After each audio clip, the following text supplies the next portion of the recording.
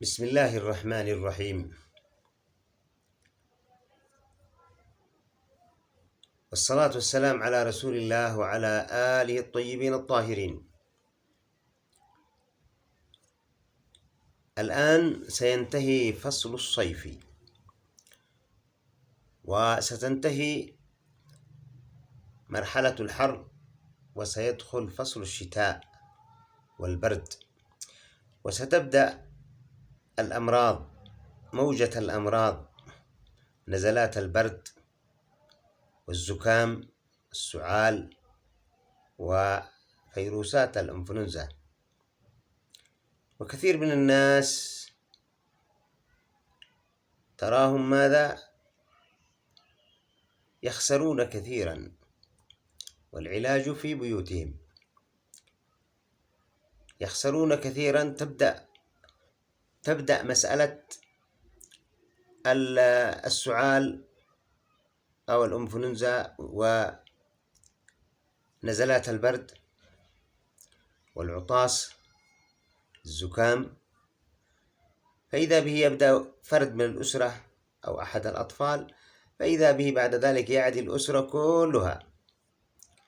سنعرف في هذا الفيديو كيف نتعالج بأبسط الأشياء من المطبخ. الفيروسات معروف ومعلوم أنها لا يوجد لها علاج، فالفيروسات ما في علاج، كلها مهدئات فقط. لكن العلاج الناجع الذي يقضي على الفيروسات هو علاج طبيعي، وهو في هذا العلاج البصل.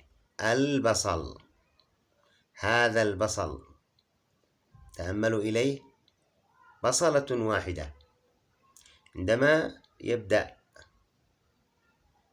النزول أو الإنفلونزا والزكام، عليك أن تأخذ هذه البصلة هكذا تأكلها، فإذا بك ماذا؟ اقضم أكبر قدر ممكن. بعد أن تغسلها وتنظفها، عليك أن تقضم وتأكل منها أكبر كمية في فمك، ثم تغلق أنفك هكذا، تغلق الأنف بحيث لا يخرج الهواء، وتبدأ تأكلها في فمك فقط، تمضغها، بحيث أن المادة الكبريتية والمادة الغاز الذي يطير، هذا الغاز الكبريتي الذي يدمع العيون، هذا هو الذي يقضي على الفيروسات. هذا هو العلاج الناجع، بحيث أنه ماذا؟ عندما تغلق أنفك وتغلق فمك وأنت تمضغ ما قضمته من البصل، فإنه ماذا؟ سيصعد هذا الغاز إلى أنفك وإلى الجيوب الأنفية، وسوف يقضي على الفيروسات في هذه المنطقة، ثم يقضي على الفيروسات التي في الحلق، وكذلك في اللوزتين، وفي أعلى أيضا الحنجرة. سيقضي على الفيروسات ويطهر هذه المنطقة تماما. فإن أردت بعد ذلك أن تبلعها ممكن تبلعها، إذا أردت أن تلفظها الفظها، وكرر العملية. ممكن تزيد من قوة هذا المفعول بهذه حبة سوداء، زيت الحبة السوداء، يكون معك زيت الحبة السوداء. زيت الحبة السوداء ممكن تقطره على أيضا البصل الذي أكلته، ثم تقضمه أيضا مرة أخرى، وهكذا أنت تقوي، لأن الحبة السوداء شفاء من كل داء. فتجمع بين هذين العلاجين، ويكفي البصل، ولكن للقوة ممكن تجمع. ممكن كذلك أيضا تضيف إليه أيضا الليمون، تقطر على البصل ليمون.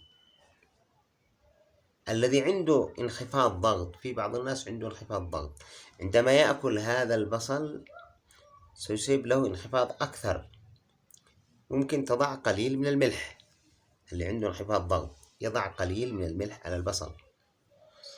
المهم هذا هو العلاج الناجع، كرره في يومك وليلتك.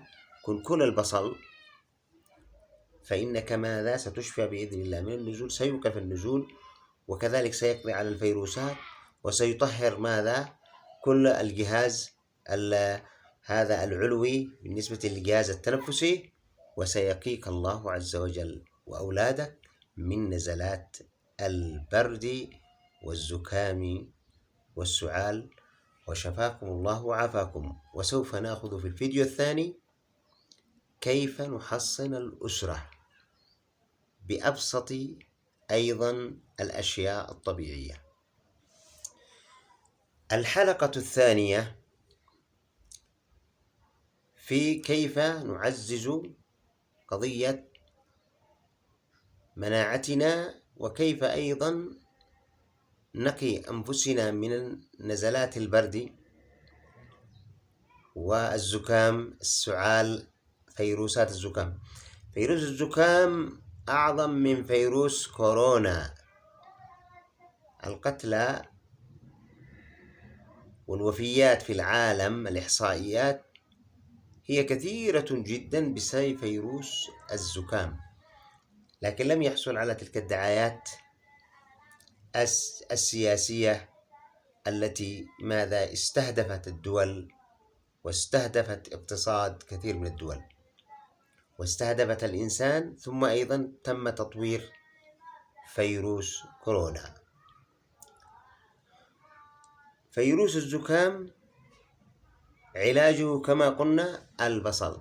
فإذا بدأت حالة في الأسرة، الآن عندنا مثلا ستبدأ موجة أن واحد يصيبه زكام فيبدأ يعطس، يبدأ يسعل، وهكذا، فتنتشر بعد ذلك، ينتشر فيروس الزكام، وهذا الفيروس ينتشر في الأسرة كلها، وإذا بالمسكين يذهب إلى الدكاترة والعيادات، وإذا به ماذا 10 علاقيات من العلاجات، آلاف مؤلفة يدفعها، وعشرات الآلاف من المال، يخسر خسائر فادحة.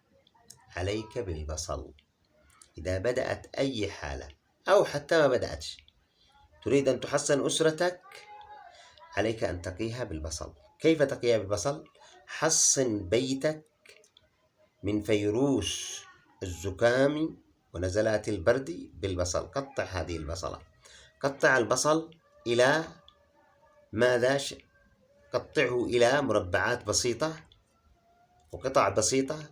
ضع قطعة منها في النوافذ وفي السلالم، وكذلك أيضا في الباحات، في الصالات. ضعه على الثلاجة، ضعه في المطبخ. ضع هذه القطع في كل أرجاء البيت. سينتشر الغاز الكبريتي لهذا البصل، سينتشر، والأفضل طبعا هو البصل الأحمر، حتى الذين عندهم تحسس ممتاز للحساسية. سينتشر الغاز الكبريتي في داخل البيت كلها، وسيعطي ماذا؟ سيحصن، سيقضي على الفيروسات كلها.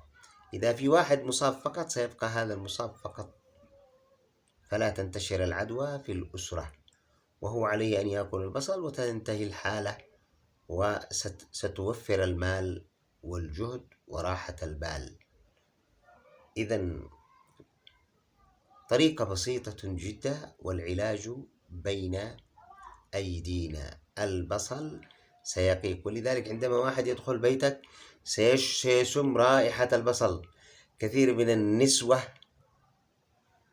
النساء يعني عندهن زي ما يقولوا الاتيكيت والدلع، ما تشتيش اصلا رائحة البصل في البيت، لكن تشتي الأولاد يمرضوا، تشتي الأسرة تمرض، تشتي رب الأسرة يخسر المال، تشتي أيضا ذاهبة آيبة إلى العيادات. البصل نتحمل رائحة البصل، لكن له فوائد جمة، يوفر علينا المال والجهد، ويحفظ لنا صحتنا. شفاكم الله وعافاكم. نسأل الله أن يقينا شر البرد، وأن يجعل الشتاء بردا وسلاما علينا وعلى كل المؤمنين. وصلى الله وسلم على محمد وعلى آله الطيبين الطاهرين. والسلام عليكم.